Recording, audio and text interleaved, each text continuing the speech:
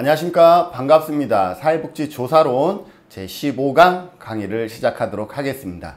이번 시간에 같이 학습할 내용의 주제는 표집과 표집 방법 중에 확률 표집 방법에 대해서 살펴보도록 하겠습니다.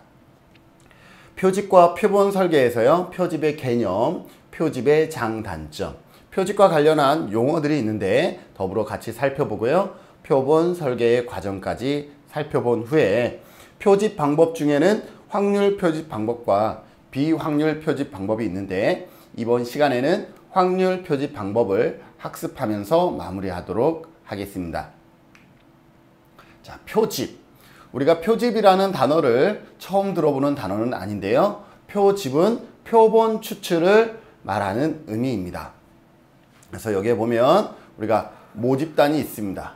우리가 조사하고 싶은 전체 집단을 우리가 뭐라 그랬죠? 전체 집단을 모집단이라고 얘기를 했습니다. 이 모집단 전체를 대상으로 조사를 하는 것이 일반적으로는 바람직할 수 있지만 불가능할 경우가 있거든요. 불가능하거나 또는 많은 비용과 노력이 들기 때문에 이 모집단 전체를 대상으로 연구하지 않고 샘플이라 그죠? 이게 샘플이라 그럽니다. 샘플을 구해서, 즉 표본을 구해서 이 표본의 연구를 대신하는 경우들이 있습니다. 그러면 여기에서 이 전체 집단에서 이 표본을 어떻게 구할 것이냐, 이 표본을 구하는 방법, 이것을 표집이라고 얘기를 합니다. 이 표집은 뭐다? 표본을 추출하는 방법이다 라고 보시면 되겠습니다. 표본을 왜 우리가 추출하죠? 우리가 화장품이라든지 향수를 살 때 어떻게 하죠? 그 물건을, 모집단, 그 본품을 바로 사서 향수가 이런 향수였구나 이렇게 느끼는 게 아니죠. 본품을 사기 위해서 어떤 향일까? 혹시 내 피부에 트러블이 생기진 않을까? 알러지가 생기진 않을까? 그래서 샘플을 달라 그래서 샘플을 발라보고 향기도 좋고 내 피부에 맞는 것 같아. 그러면 본품을 사게 되는 것이죠. 그래서 표본을 추출하는 이유는 왜 표본을 추출해요? 본품을 이해하기 위해서, 본품의 속성을 파악하기 위해서 우리는 표본을 추출하는 것이죠. 그러면 이 추출된 이 표본은 어떠한 성격을 가지고 있어야 되겠어요? 이 모집단을 잘 반영해야 되겠죠. 모집단과 샘플이 차이가 있으면 샘플로서의 의미가 없잖아요. 그러면 우리는 이 모집단의 특성을 잘 반영한 표본을 추출하는 것이 우리 연구에서는 상당히 중요한 선행 과제다라고 보시면 되겠습니다.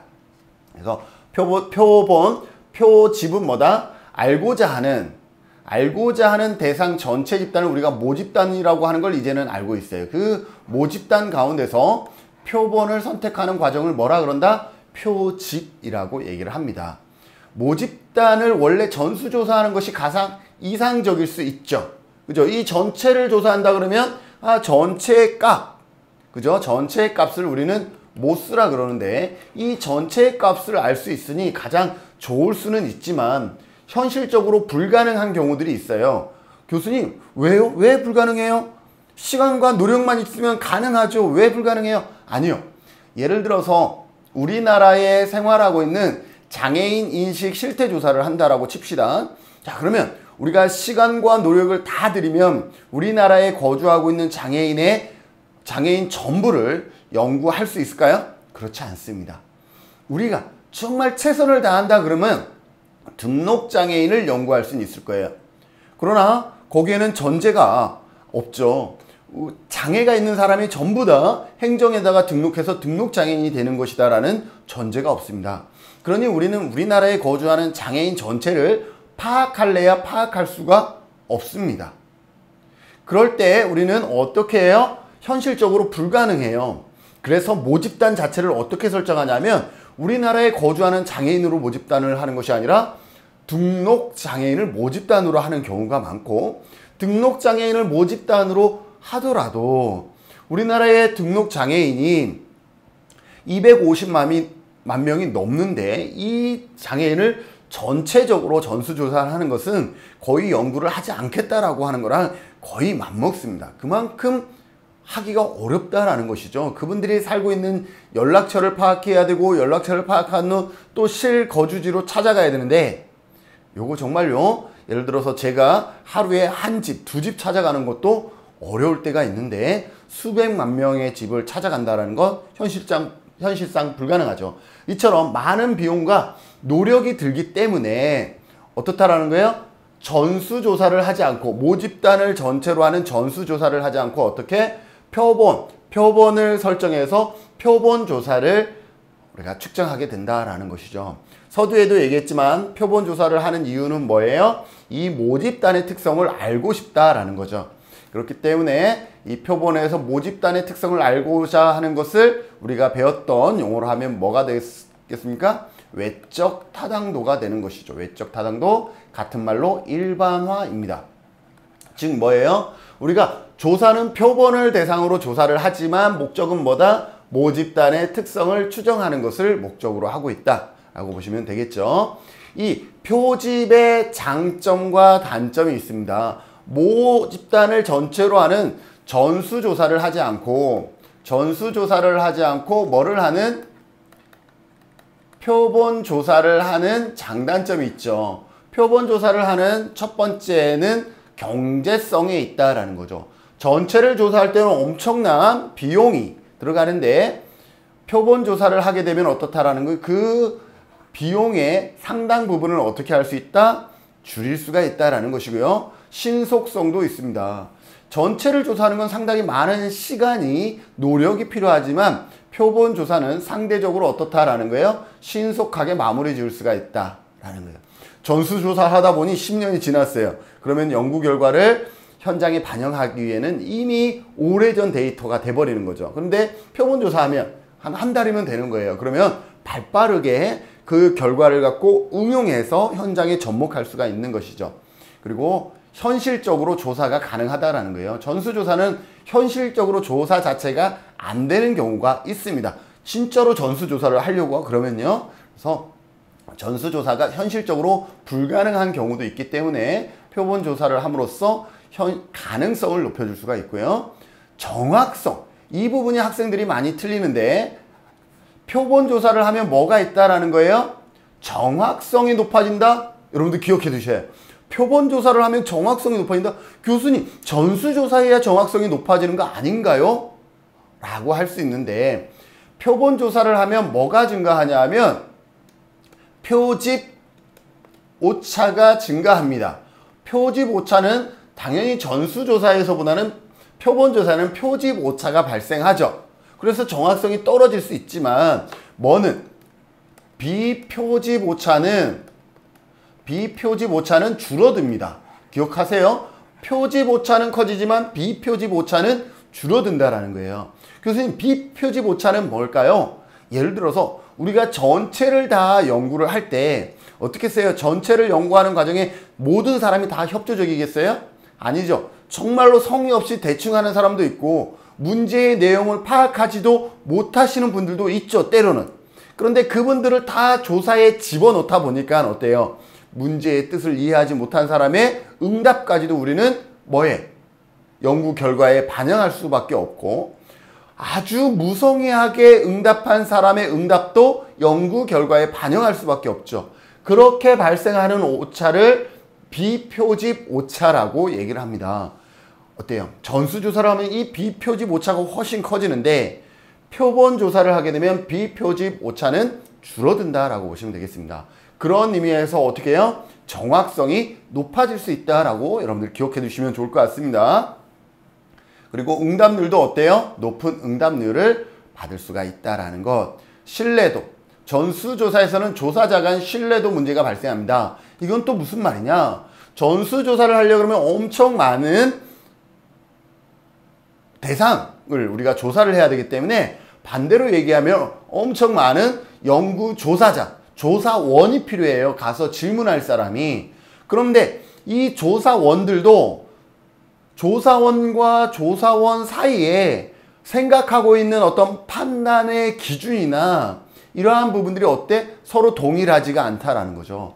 물론 조사원 교육을 실시하긴 하지만 그럼에도 사람의 성향이나 관점이 다 다르기 때문에 조사자 간 신뢰도 문제가 발생할 수 있어요.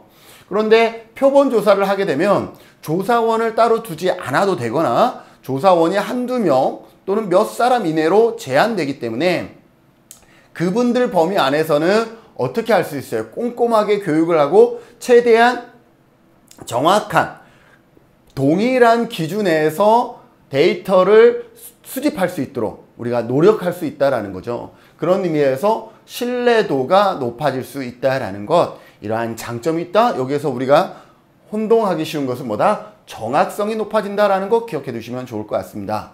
그럼에도 불구하고 단점 물론 있죠. 모집단을 대표할 수 있는 표본을 찾기가 어렵다라는 거예요. 화장품이라 그러면 딱 그만큼을 덜어내서 여기에 집어넣으면 본품과 샘플은 정확하게 어떻게 보면 같다라고 얘기할 수가 있잖아요.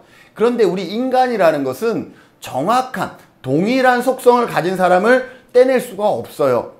그렇기 때문에 어떻다? 모집단을 대표할 수 있는 표본을 찾기가 어렵다라는 단점이 있고요. 표본이 모집단을 대표하지 못할 때에 일반화의 가능성이 당연히 있겠죠. 우리가 표집을 했는데 이 표집이 전체의 생각을 잘 반영하지 못한다 그러면 표집에서 얻어진 결과를 전체의 생각이라고 우리가 미루어 짐작하는 외적 타당도, 일반화의 가능성은 낮아질 수밖에 없다라는 것이고요.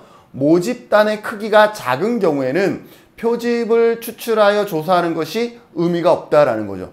모집단이 이런 경우 있죠. 모집단이 50명이야.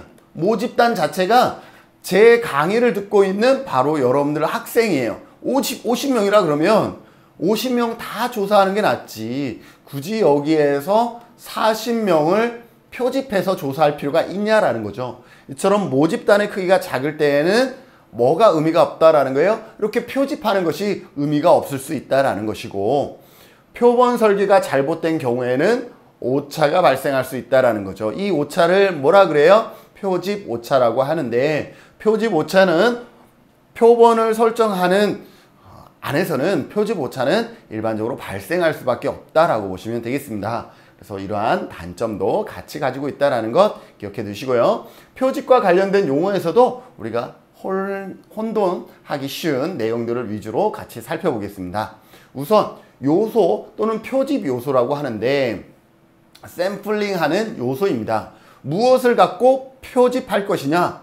보통 우리가 사회복지사의 인식도 조사라 그러면 표집 요소는 뭐가 되는 거예요? 사회복지사가 되는 거죠. 사회복지사가 되는 것이고, 우리가 지적장애인의 언식에 대해서 살펴보고자 한다 그러면 표집 요소는 뭐가 되는 거예요? 지적장애인이 되는 것이죠. 그래서 요소는 뭐예요? 자료나 정보를 수집하는 기본 단위이다. 수집하는 기본 단위이다.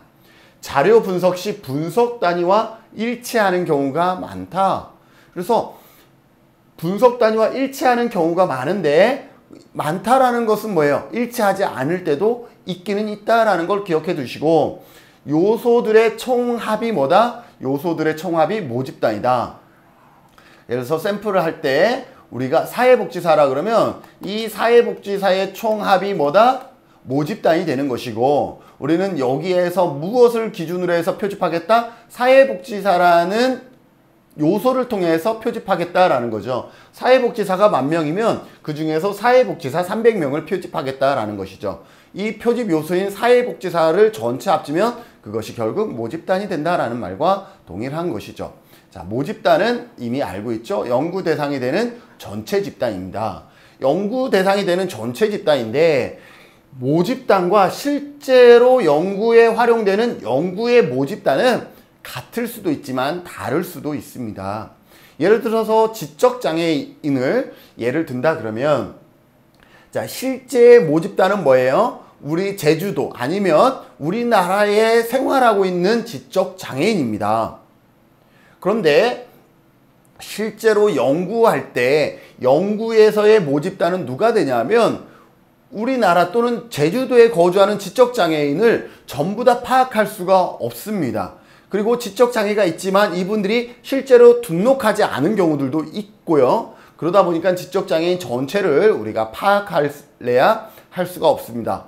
우리 제주도에 거주하는 또 우리나라에 거주하는 모든 사람을 다 만나보지 않는 이상은 이분이 등록되어 있는지 등록되어 있지 않은지 그것부터 차이가 있기 때문에 도내 또는 국내에 거주하는 지적장애인을 전부 다 파악할 수가 없어요.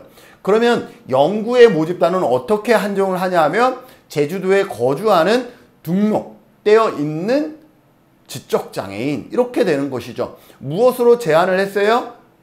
지적장애인이지만 행정에 등록되어 있는 지적장애인으로 영구의 모집단을 제한할 수가 있는 것이죠. 이처럼 모집단은 영구 대상이 되는 전체 집단이지만 그 전체 집단을 우리가 파악하지 못하는 경우도 많기 때문에 모집단, 우리 실제로 연구에서는 연구 모집단이라고 별도로 설정할 수도 있다라는 것 기억해 두시면 좋을 것 같습니다. 표집틀입니다. 표집틀 프레임이라 그러죠. 얘는 도내에 거주하는 지적장애인의 명부, 이 모집단에 해당하는 그런 어떤 요소를 일렬로 나열한 것, 모집단에 해당되는 요소를 일렬로 나열한 것이라고 보시면 됩니다. 표본을 추출하기 위해서는 모집단의 목록이 필요하다라는 거죠. 모집단에 어떤 목록이 필요해요? 여기 표집 요소의 목록이 필요하다라고 보시면 되겠죠. 예를 들어서 한 고등학교 학생 중 일부를 표집한다 그러면 그 고등학교의 전체 출석부나 학생 명부가 뭐가 되겠습니까? 표집 틀이 될 수가 있다라고 보시면 되겠습니다. 자, 여기에 표집 단위가 있습니다. 표집 단위는 뭐냐라는 거죠. 표집 단위, 표본 추출 단위는, 자, 그러면 표집 요소로 일반적으로 표본 추출은 요소들의 단위예요. 그래서 1번에서 설명했던 표집 요소를 근거로 해서 표집을 하게 되는데 가끔은 그러지 않을 때도 있어요. 예를 들어서 도내에 거주하는 등록 지적 장애인을 모집단으로 설정했어요. 그러면 등록 지적 장애인이기 때문에 지적 장애인의 명부에서 지적 장애인을 대상으로 표집할 수도 있지만, 그러면 예를 들어서 제주도에 거주하는 지적 장애인이 약 3,000명 정도, 3,000명이 조금 더 될 것 같은데 약 4,000명 정도입니다. 4,000명 정도라고 하면 4,000명 전체에서 지적장애인 한 사람 한 사람을 표집 단위로 설정할 수도 있지만, 실제로 연구할 때는 어떻게 돼요? 지적장애인 시설을 표집 단위로 할 수가 있거든요. 예를 들어서 제주도에 있는 지적장애인 시설이 20개다 그러면 이 20개의 시설을 표집 단위로 설정할 수도 있습니다. 그러한 대표적인 방법이 뭐냐면 집납 표집입니다. 집납 표집. 그래서 확률 표집 방법 중에 집납 표집이라는 것이 있는데 잠시 후에 바로 할 겁니다. 이 집납 표집은 분석 단위와 표집 단위가 일치하지 않습니다. 분석 단위는 쉽게 얘기하면 개인이지만 표집 단위는 뭐가 되는 거예요? 어떤 단체가 될 수 있다라는 것이죠. 이처럼 표집 단위는 일반적으로 어떤 요소와 같지만, 표집 요소와 같지만 때로는 다를 수도 있다라는 것 기억해 두시면 좋을 것 같고요. 관찰 단위. 관찰 단위는 우리가 알고 싶은 정보를 누구를 통해서 관찰하느냐라는 거죠. 마찬가지로 관찰 단위는 우리가 표집 요소로부터 자료를 수집하는 경우가 있지만 이 또한 그러지 않을 때도 있습니다. 그래서 자료를 직접 수집하는 요소로 자료 수집 단위라고도 하는데 대부분 뭐가 돼요? 대부분 분석 단위와 관찰 단위가 일치하지만 항상 그러한 것은 아니다라고 되어 있습니다. 어떤 경우냐 하면 예를 들어서 지적장애인, 도내에 거주하고 있는 지적장애인을 대상으로 우리가 설문을 조사한다 그러면 그 당사자들을 우리가 인터뷰를 한다든지 설문을 해서 자료를 얻을 수도 있지만 때로는 질문의 문항이 조금은 난해하고 조금은 어렵기 때문에 당사자들에게 질문하는 것이 한계가 있어서 누구를 대상으로 할 수 있어요? 지적장애인의 주 부양자를 관찰 단위로 설정할 수가 있습니다. 그런 경우 예를 들어서 그러면 분석 단위와 관찰 단위가 일치하지만 항상 그런 것은 아니다라는 것이죠. 분석 단위는 지적장애인이지만 지적장애인을 분석하는 것이지만 관찰은 누구를 통해서 이루어진다? 지적장애인의 주부양자가 될 수 있다라는 것이죠. 그래서 관찰 단위가 항상 분석 단위가 되지는 않는다라는 것도 기억해 두시고요. 모수와 통계치는 어렵지 않습니다. 모수는 어디에서 얻어진 값이다? 우리가 모집단이라고 하는 모집단의 값을 뭐라 그런다? 모수라고 합니다. 그래서 모집단의 특성을 수치로 표현한 것, 모집단의 속성을 나타낸 것. 그래서 모집단의 값이 뭐다? 모수다라는 거죠. 전수조사가 이루어진다 그러면 어떻게 되겠어요? 각 변수의 빈도나 평균 등과 같은 것이 결국은 모수가 되는 거죠. 왜? 전수조사를 했다 그러면 우리가 얻어낸 그 데이터 값이 결국은 모집단의 값이기 때문에 전수조사를 하면 그 얻어낸 값 자체가 뭐가 되는 거예요? 모수가 되는 것이죠. 하지만 대부분의 사회조사에서는 어떻게 돼요? 전수조사가 아니라 표본조사를 중심으로 연구를 하기 때문에 모수는 표본의 수치를 통해서 예측이 가능하지 우리가 딱 얼마다라고 할 수가 없는 거죠. 그러면 표본을 통해서 얻어진 값을 우리는 뭐라 그런다? 통계치라고 얘기를 합니다. 표본 조사를 통해서 구한 변수의 속성값을 통계치라고 합니다. 자, 그러면 여기에 보면 표본이 있습니다. 이 표본에서 얻어진 값을 통계치라 그러고 모수에서 얻어진 값을 모수라고 합니다. 그러면 이 모수와 이 통계치 간에 이 차이가 발생하겠죠. 표본을 했으니까 이 차이를 뭐라 그래요? 맞습니다. 오차라고 얘기합니다. 오차. 모수의 값과 통계치 값 사이의 차이를 우리는 뭐라 그런다? 표본을 추출해서 얻으면서 발생하는 오차라고 설명할 수가 있겠죠. 자, 표본 설계의 과정입니다. 모집단을 확정을 합니다. 우선 모집단을 무엇으로 들 것이냐? 우리가 잘 확인해야 되겠죠. 지적장애인이라 그러면 도내에 거주하는 지적장애인이라 그러면 도내에 거주하는 정말로 지적장애인 모두를 할 것이냐, 아니면 그 중에서도 등록장애인을 모집단으로 할 것이냐, 이처럼 모집단을 먼저 확정할 필요가 있고요. 모집단을 확정하면 표집틀을 선정을 합니다. 표집틀, 모집단의 요소들을 일렬로 나열한 것을 표집틀이라고 얘기를 하죠. 표집틀이 선정이 되면 표집 방법을 결정을 합니다.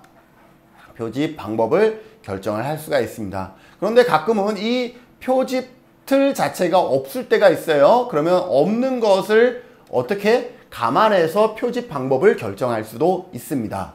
표집 방법을 결정하면요, 이 표집 방법에 따른 표집 크기를 결정을 합니다. 확률 표집 방법이면 확률 표집에 맞는 표집 크기를, 비확률 표집 방법이면 비확률 표집 방법에 따른 표집 크기를 결정을 하고, 표집 크기까지, 표집 방법과 크기까지 결정이 되면 실제로 어떻게 하면 돼요? 표본을 추출하면 됩니다. 이러한 일련의 과정을 표본 설계의 과정이다 라고 보시면 되겠습니다. 표본의 크기는 어떻게 결정이 되느냐 하면 신뢰 구간 접근권과 통계적 기법에 의한 것이 있는데, 실제는 표집 방법, 여기서 결정한 표집 방법과 모집단의 성격이 동질적이냐 이질적이냐에 따라서 표집의 크기는 달라지겠죠. 동질적이라 그러면 전부 다 비슷한 생각을 갖고 있다 그러면 표집의 크기는 작게 잡아도 되지만, 그 모집단의 성격이 이질적이라 그러면 표집의 크기를 많이 크게 잡아야 되겠죠. 시간과 비용도 마찬가지입니다. 시간과 비용이 많으면, 여유가 있으면 표집의 크기를 크게 잡아도 문제가 되진 않아요. 그러나 시간과 비용이 상당한 제약을 받고 있는 상황이라 그러면 표집의 크기는 작게 잡는 게 실제 연구를 가능케 하겠죠. 그래서 연구자 및 조사원의 능력 등을 고려하여 결정하는 것이 바람직하다라고 보시면 되겠습니다. 자, 이제 표집 방법에 대해서 같이 살펴볼까요? 표집 방법에는 확률 표집 방법과 비확률 표집 방법이 있습니다. 확률 표집 방법은 아무래도 확률로서 표집을 하기 때문에 모집단의 생각을 그래도 대표성 있게 잘 표집하는 그러한 방법이다라고 보시면 되겠습니다. 비확률 표집 방법은 확률 표집 방법에 비해서 대표성이 떨어진다라고 볼 수 있어요. 대표성은 떨어지지만 실제로 우리가 표집할 때 많이 쓰는 방법은 비확률 표집을 많이 쓸 수 있다라는 것이죠. 예를 들어서 제주도에 관광 온 관광객의 제주도에 인식조사를 한다라고 쳐요. 자, 거기에서 확률 표집을 할 수 있을까요? 그죠? 우리가 그 명단을 다 추려낼 수도 없고 그분을 다 만날 수도 없을 거예요. 그렇기 때문에 그런 경우는 확률 표집 방법을 하기가 상당히 어려워지죠. 그래서 어쩔 수 없이 비확률 표집 방법을 쓸 수밖에 없는 경우들이 상당히 많다. 그래서 현장에서는 비확률 표집 방법을 많이 쓴다라고 보시면 되겠습니다. 자, 네 가지 방법이 있었죠. 확률 표집 방법에는 단순 무작위 표집법과 체계적 개통 표집과 충합 표집과 집락 군집 표집이 있습니다. 이 네 가지에 대해서 오늘 이 시간 같이 살펴보도록 하겠습니다. 첫 번째입니다. 단순 무작위 표집 방법입니다. 단순 무작위라는 것은 말 그대로 무작위적으로 표집하는 방법이에요. 모집단에서 이렇게 모집단에서 표본을 추출할 때 말 그대로 무작위로 추출하는 방법이에요. 무작위로 추출하기 때문에 여기에 뭐가 없다라는 거예요? 편향이 발생하지 않는다라는 것을 가정하고 있는 것이죠. 그래서 모집단에 대한 사전 지식이 없더라도 표집틀만 마련되면 적용이 가능하다. 여기서 중요한 건 뭐예요? 표집틀, 모집단을 일렬로 나열할 수 있는 나열한 표집틀은 있어야 된다라는 것이죠. 우리가 이 표집틀이 없으면 확률 표집 방법이 어렵습니다. 그래서 표집틀이 있을 때 가능하다라고 보시면 되겠습니다. 그리고 모집단의 규모가 큰 경우에는 현실적으로 적용하기가 어려워요. 이 표집틀이 수백만 명이다 그러면 여기에서 우리가 단순 무작위로 뽑았더라도 그 사람을 찾아가는 것 자체가 어려울 수 있어요. 그죠? 그래서 모집단의 크기가 큰 경우에는 현실적으로 적용하기 어려운 한계가 있다라고 보시면 되고, 모든 대상, 그럼 어떻게 하는 것이냐? 모든 대상은 표본으로 선택될 동일한 확률, 제일 중요한 거죠. 동일한 뭐다? 동일한 확률을 가지고 있다라고 보시면 되겠습니다. 동일한 확률. 자, 그러나 사람마다 좋아하는 생각이 있고 또 가치가 있다 보니까 또 숫자도 마찬가지고요. 순수하게 무작위인 경우가 매우 드물다라고 얘기를 합니다. 교수님, 제비뽑기 하면 제비뽑기. 자, 제비뽑기 하면 이 제비뽑기는 여기에서 말하고 있는 엄밀한 단순 무작위 표집일까요? 원래는 그렇지 않습니다. 10명 중에 3명을 제비뽑기 한다라고 칩시다. 맨 처음에 뽑은 사람은 확률이 몇이죠? 10분의 3의 확률을 갖겠죠. 그런데 두 번째 뽑는 사람은 첫 번째 사람이 하나 뽑았기 때문에 9분의 몇이에요? 여기에 당첨되지 않았다면 3 또는 9분의 여기에 뽑았다면 2. 이렇게 첫 번째와 두 번째 뽑을 확률 자체가 같을 수가 없어요. 첫 번째는 10분의 3이지만 두 번째는 9분의 3이거나 9분의 2의 확률을 갖습니다. 세 번째 사람이 뽑는 것도 마찬가지고요. 그런데 1, 2, 3, 세 번째 사람이 모두 다 당첨이 돼버리면 네 번째 사람은 확률이 어떻게 되는 거예요? 제로가 돼버리는 거죠. 이처럼 제비뽑기 자체도 엄밀하게 말하면 동일한, 모든 대상이 동일한 확률에 뽑힐 가능성이 없다라는 거죠. 그러면 없네. 교수님 제비뽑기도 아니라 그러면 단순 무작위 표집은 엄밀하게 없네 라고 얘기하는데, 그것을 보완하기 위한 것이 뭐다? 난수표다라는 거예요. 난수표. 여러분들 조사론 공부하면서 조사론 교재 저희 나눔의 집에는 없어요. 이거는 시험을 보기 위한 교재이기 때문에 일반 조사론 교재에 보면 맨 뒤쪽에 봐보면 어떤 게 있냐면 이렇게 숫자가 적혀 있는 게 있어요. 이렇게. 그리고 요 위에다가 뭐라고 되어 있냐면 난수표라고 되어 있습니다. 이게 돈인 수표면 좋은데 돈인 수표는 아니고 난수표래요. 네. 자, 그러면 이걸 어떻게 활용하는지를 한번 봅시다. 자, 우리의 모집단이 편의상 300명이라고 합시다. 아니 3,000명이라고 합시다. 편의상 300명이라고 할까요? 너무 많으면 계산하기 어려우니까 편의상 300명이라고 합시다. 모집단이 편의상 300명이고 이 중에서 15명을 뽑을 거예요. 15명을 뽑을 거예요. 표본의 크기가 15명이다 라는 거죠. 자, 300명 중에 15명을 뽑을 때 이 난수표를 한번 사용해서 뽑아 봅시다. 여러분들 처음에는 이렇게 하는 거예요. 무작위로 가로에 세로에 몇 번째, 가로에 몇 번째를 딱 정합니다. 세 번째, 두 번째 이런 식으로. 그래서 처음에 정했던 것이 예를 들어서 여기에 보면 4라고 칩시다. 자, 그러면 여기서부터 모집단이 세 자리 숫자이기 때문에 세 자리로 끊습니다. 방향도 여러분들이 설정해도 돼요. 저는 이쪽으로 갈게요. 471, 300번 안에 있어요, 없어? 없죠. 그럼 얘는 그냥 넘기는 거예요. 예, 없죠. 500이 없죠. 325 없죠. 계속 없네. 큰일 났네. 없죠. 그런데 여기 나왔어요. 145번은 300명 안에 있죠. 그러면 얘 한 사람이 뽑힌 거예요. 그 다음에 983 없죠. 300 없죠. 924 없죠. 500 없죠. 368 없죠. 없죠. 그런데 여기 또 나왔어요. 297 나왔어요. 그리고 여기 또 나왔어요. 2번도 나왔어요.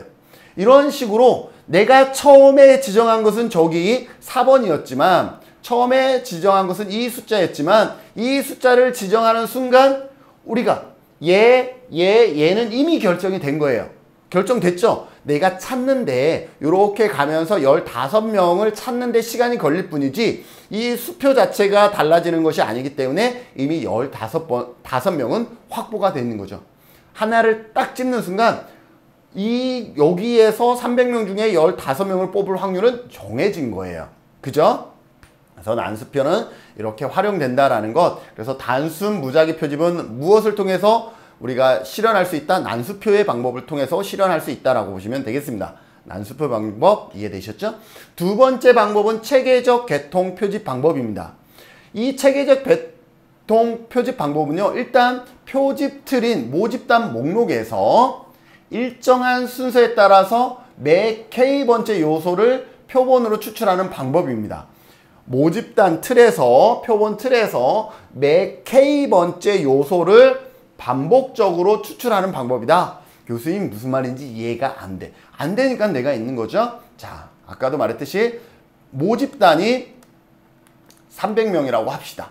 이 중에서 우리는 15명의 표본을 구할 거예요. 표본의 크기가 15라는 거죠. 그러면 여기서 가장 체계적 개통 표집을 할 때 가장 먼저 구하는 것은 뭐냐 하면 K값, 표집 간격이라고 그럽니다. 표집 간격 K를 구하는 겁니다. 표집 간격 K는 어떻게 되냐? 모집단을 어떻게 한다? 모집단을 표본의 크기로 나눕니다. 표본의 크기로 나눕니다. 자, 그러면 모집단 300을 나누기 15로 합니다. 그랬더니 얼마가 되는 거예요? 300을 15로 나눴더니 20이 되죠. 20이 뭐다? 표집 간격 K입니다. 자, 이렇게 표집 간격 K를 구하면 이제 여러분이 1에서 300까지 좋아하는 숫자 하나만을 툭 랜덤으로 고르는 거예요. 랜덤으로 골랐더니 47이 나왔습니다. 47이 나오면 위아래로 얼마? 더하기 20 빼기 20을 해주는 겁니다. 그러면 67, 87, 107. 여기는 47이니까 27, 7. 이 숫자를 다 더하면 1에서 300까지 이걸 다 더하면 결국 몇 개가 될까요? 15개가 나옵니다. 여러분들 한번 해보십시오. 그러면 어때요? 우리가 표집 간격 K를 구하고 제일 첫 번째의 숫자를 랜덤으로 추출하면 나머지는 이렇게 표집 간격을 더하기 K번째 요소를 표본으로 추출하는 방법 일정한 순서대로 계속 더하고 계속 빼서 결국은 어떻게 돼요? 우리가 원하는 표집 크기 15개의 표집을 샘플링 할 수 있는 방법을 체계적 개통 표집이다 라고 보시면 되겠습니다. 표본 추출 과정에서 시간과 노력을 절약할 수가 있죠. 왜냐하면 이건 난수표보다 더 쉽죠. 처음에 표집 틀만 있으면 표집 간격 K만 구하면 그냥 더하기 빼기 하면 바로 우리가 표본의 크기를 추출할 수가 있습니다. 그런데 여기에서 유의해야 될 점은 요거예요. 표집 틀이 일정한 순서대로 되어 있다 그러면 이렇게 20으로 되어 있는데 짝수는 남자, 홀수는 여자로 표집 틀이 구성이 되어 있어. 우연찮게. 그러면 여기에서 봐요. 47, 67, 87, 107 전부 다 홀수만 지정되고 있죠. 짝수는 남자, 홀수는 여자이면 이렇게 돼버리면 결국은 누구만 샘플링 돼요? 맞아요. 여자만 샘플링 된다라는 것이죠. 이처럼 표집 틀이 일정한 순서로 배열되어 있으면 표본 추출 과정에서 체계적인 오류, 여자만 추출되는 체계적인 오류가 발생할 수 있다는 거 기억해 두십시오. 그래서 표집 틀에 편제되어 있다는 것은 이렇게 일정한 순서나 패턴을 가지고 있으면 어떻게 돼요?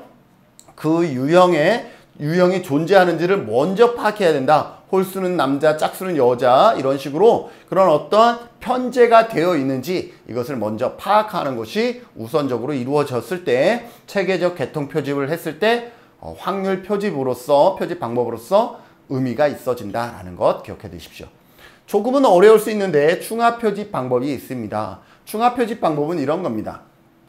우리가 연구를 하고자 하는데 분명하게 어떠한 성질이 다른 그 모집단 안에 성질이 다른 요소들이 약간 희석되어 있을 때 이런 경우들이 있어요. 예를 들면 어떤 것을 할까요? 우리가 제가복지라 그러면 제가복지에는 뭐가 있냐면 방문, 목욕도 있고요. 방문, 간호도 있고 방문, 요양도 있습니다. 물론 이거 외에 단기보호라든지 이러한 부분들이 있지만 이렇게 크게 그 중에서 세 가지가 있다라고 칩시다.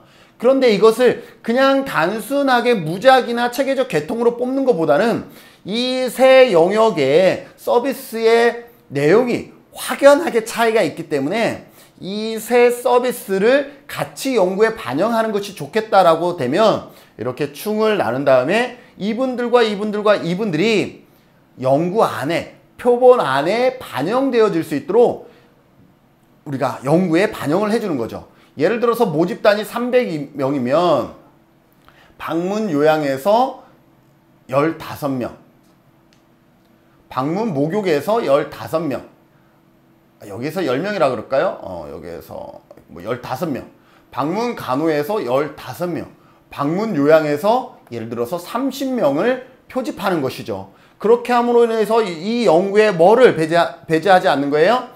특정한 하나의 서비스가 배제되지 않도록 이렇게 하는 연구에 반영하는 것을 뭐라 그런다? 충합 표집이라고 얘기를 합니다. 여기에서는 연구 목적에 부합되는 성별이나 연령을 이렇게 할 수도 있죠.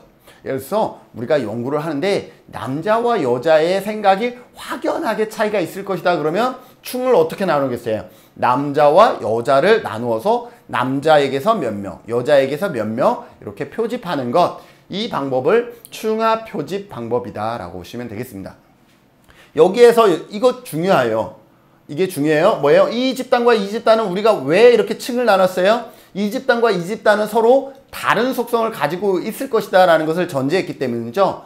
그래서 집단과는 이질적이다 라는 거예요.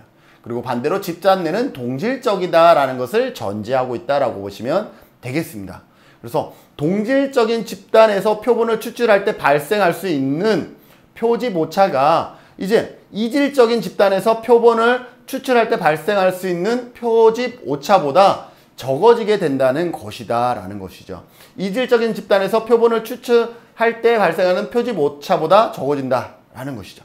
동질적일 때, 그렇기 때문에 이질적일 때는 이 이질적인 것을 어떻게 최대한 반영해 줌으로써 표집 오차를 작게 해주는 그러한 효과를 가질 수 있다라고 보시면 됩니다. 그런데 여기에서 예를 들어서 방문, 모집단이 300인데 이 방문 목욕의 숫자가 75명이었고 방문 간호도 75명이었어요. 그리고 방문 요양은 150명이었어요. 그래서 이 세 집단을 했더니 모집단이 300명이었는데 비례충합 표집과 비례충합 표집과 비비례충합 표집이 있어요. 비례충합 표집은 같은 비율로 구하는 거예요. 동일한 비율로. 75명의 몇 프로예요? 이거는 20%인가요? 네, 30%. 75명의 30%. 방문 목욕도 75명의 30%를 구했어요. 그리고 방문 요양도 150명의 30%를 했더니 30명이죠. 그래서 동일한 비율로 모두 다 동일한 비율로 이 30명, 30명, 30명을 구하는 방법을 비례충하라 그러고 비비례는 비례하지 않는다라는 거예요. 비례하지 않는 것.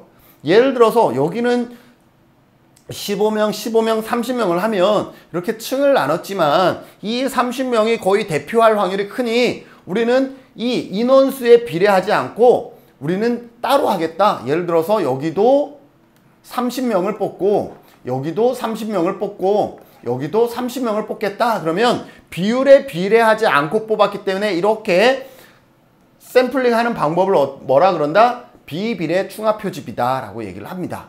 자, 그런데 여기서 더 중요한 것. 자, 여기에서 이 30명을 뽑을 때 75명 중에 이 30명을 뽑을 때 어떤 방법을 써야 되냐 하면 이 75명 중에 모집단, 방문 목욕의 75명 중에 우리가 30명을 뽑을 때 어떤 방법을 써야 되냐면 우리가 방금 전에 배웠던 무작위 표집이나 체계적 개통 표집으로 이 30명을 뽑아야 됩니다. 왜? 무작위 표집이나 체계적 개통 표집 방법은 무슨 방법이에요? 확률 표집 방법이기 때문에 요 층을 나눠서 표본을 구할 때도 확률 표집 방법을 써야 된다라는 거죠. 무슨 방법을 써야 된다? 확률 표집 방법인 무작위 표집이나 체계적 개통 표집을 통해서 이 30명을 뽑아야 뭐라고 얘기한다? 층화 표집이다 라고 합니다. 만약에 이것을 무작위나 체계적 개통으로 뽑지 않고 내 임의대로 30명을 뽑았어. 75명 중에 내 임의대로 30명을 뽑았어.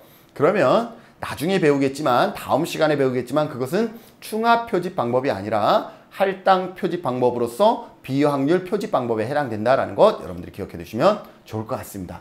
오늘 학습하는 내용 중에 마지막입니다. 집락 표집, 군집 표집입니다.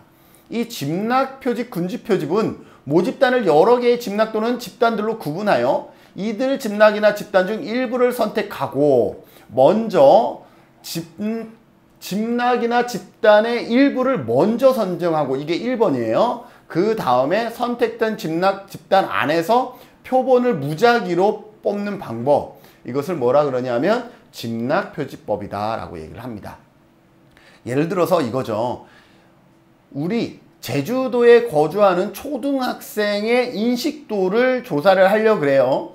계속 제일 편한 게 인식도라서 인식도라고 얘기하는 거예요. 그런데 제주도에 초등학교가 엄청 많아요. 그래서 어떻게 해요? 이 초등학교 학생 수를 다 일렬로 나열하려니 너무 어려워. 그래서 우리는 가정을 하는 거예요. A 초등학교 B, C, D, E, F, G, H, I 이 초등학교의 학생의 생각이 같다라고 전제를 하는 거죠. 이 집단 간의 속성이 어떻다? 집단 간이 동질적이다라고 보는 거예요. 이번에는 집단관이 동질적이기 때문에 굳이 여기에서 A에서 연구를 하든 B에서 연구를 하든 큰 차이가 없다라고 전제를 하는 거예요. 그렇기 때문에 처음에는 이 8가지의 9개의 집단 중에 무작위로 어떻게 해요? 하나를 선택하는 거예요. 선택했더니 A예요. 그러면 이 A에서 다시 어떻게 해요? 무작위로 A에도 보면 학생 수가 많을 거 아니에요. 그 안에서 무작위로 표본을 추출하는 방법, 이것을 집락 군집 표집이라고 얘기를 합니다. 그래서 대규모 서베이 조사에서 모집단 전체에 대한 표집들을 확보하기가 어렵죠. 이 초등학생 A에서부터 HI까지의 초등학생의 모집단을 전부 다 확인하기가 어려우니까 이 집단 간 속성이 동질하다라고 전제를 하는 거예요. 동질하기 때문에 굳이 B에서 하든 C에서 하든 의미가 없어. 왜? 같으니까. 그래서 이 중에서 랜덤으로 하나를 선택을 하는 거예요. B를 선택을 했어요. 그럼 이 B 안에 학생들이 있으니 이 집단 내에서는 이질적이다라고 간주를 하는 거죠. 그래서 이 안에서의 학생들의 생각을 묻는 방법, 이것을 집락 군집 표집이다라고 보시면 됩니다. 여기에서 보면 조사 단위에 인접한 지역으로 묶여서 조사가 편리하고 비용을 줄일 수가 있습니다. 여기에서 전제는 이거죠. 집단 간은 동질적이에요. 아까 층하와 서로 반대라고 보시면 돼요. 집단 간은 동질이고 집단 내는 이질적이다 라고 보시면 되겠습니다. 집락 간의 동질성이 확보되지 않으면, 이 집락 간의 동질성이 만약에 확보되지 않으면 어떻게 돼요? 표집 오차가 발생할 확률이 큽니다. 예를 들어서 초등학생인데 이런 경우 있잖아요. 농산어촌에 있는 초등학교와 도시에 있는 초등학교 학생들의 생각은 조금 다를 수가 있죠. 그러다 보니 이 집단 간의 속성이 같다라고 전제할 수 있어요? 없어요? 없어요. 이럴 때는 어떻게 된다? 표집 오차가 발생할 수 있다라는 것 여러분들이 기억해 두시면 좋을 것 같습니다. 어때요? 오늘 표집 방법, 표본을 추출하는 방법을 표집이라고 그랬는데 그 표집 방법에는 확률 표집 방법과 비확률 표집 방법이 있다라는 것을 배웠고, 그 중에서 오늘 이 시간에는 확률 표집 방법을 배웠습니다. 확률 표집 방법에는 무작위 표집과 체계적 개통과 충합 표집과 집락 군집 표집 방법이 있다라고 했는데 여러분들 그 방법을 각각 다 하나하나 기억하고 여러분들이 잘 응용, 활용해 주시면 시험 보실 때, 공부하실 때 그리고 실제 연구에서도 이 방법들을 활용합니다. 여러분들 잘 아시지만 제가 제주도에서 연구를 많이 하는 편인데 각 연구할 때 제일 먼저 고민하는 부분들이 뭐냐면 모집단을 무엇으로 설정할 것이냐 그리고 그 모집단에서 표본을 추출할 때 어떻게 표본을 추출할 것이냐 우리는 연구의 질을 높이기 위해서 대부분 충합 표집 방법을 사용하는데 충합 표집 방법을 쓰게 되면 무엇을 기준으로 층을 나눌 것이냐 그 층을 나눴으면 비례 충합 표집 방법을 쓸 것이냐 아니면 비비례 충합 표집 방법을 쓸 것이냐 이러한 고민들을 끊임없이 하게 됩니다. 왜 해요?